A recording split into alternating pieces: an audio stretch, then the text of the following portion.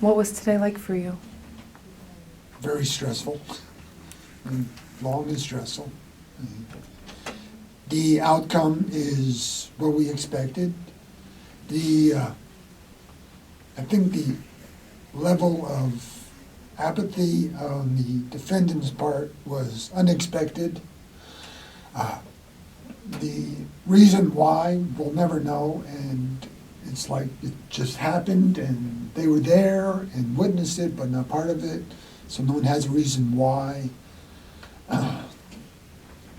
So that was my most driving question, is why, and they don't have an answer. Michael, the judge pushed hard for that, to ask that. What's your reaction that they both had nothing to say? How does that make you feel? It made me feel, I was glad he asked it, but that was my only question. And I'm glad he pushed for it. So I am really appreciative of what he was trying to bring forth so we could have an answer to why this went on. And of course, that's still a mystery. So other than that, I'm just grateful he said that. It's been almost a year since this crime. What has it been like for your family without Ashley? There's a lot of changes went on. There's just too many things to, to go on. Everybody has moved on their own separate ways. We moved, and it's just keeping on. That's all. Do you feel a sense of closure after today? No, not really, but my sense of closure was back when she was found, and it was over from then on. Michael, Ryan certainly showed even less emotion in court, and that was a family friend of yours. Have you heard from his family at all in the aftermath of this? Has there been any type of explanation even from family members? I had spoken to his mother right after they found out it was him, and we have not seen each other till today. What was that like to see her in court today?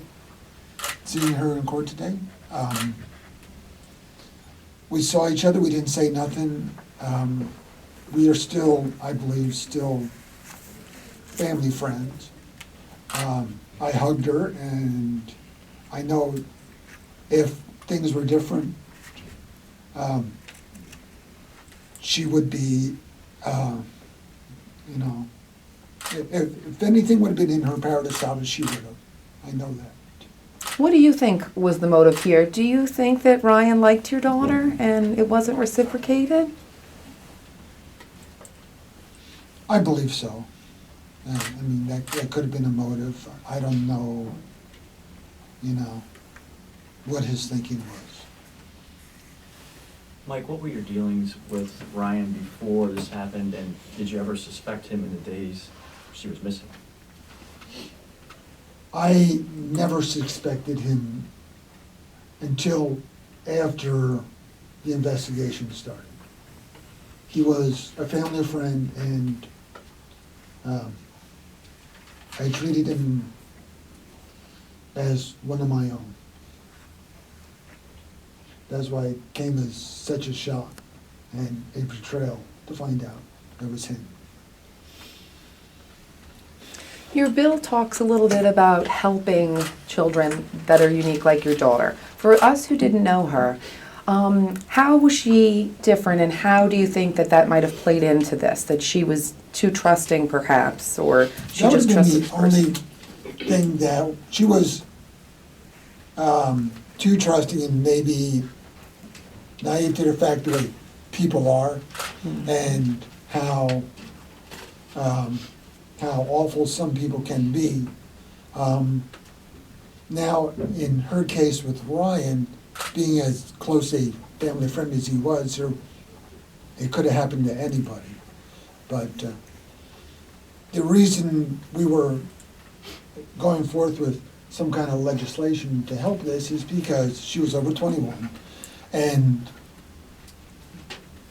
most of the answers we got the first couple days were, well, she's 21 and maybe she found somebody new and she don't want to tell you. And we all knew differently just because of the way she was. How do you want your daughter to be remembered? How do I want her to be remembered? The way most people do remember her as a very happy, loving, caring person. She loved children, loved to take care of children, loved her family, and loved her friends. And that's how I would want her to be remembered.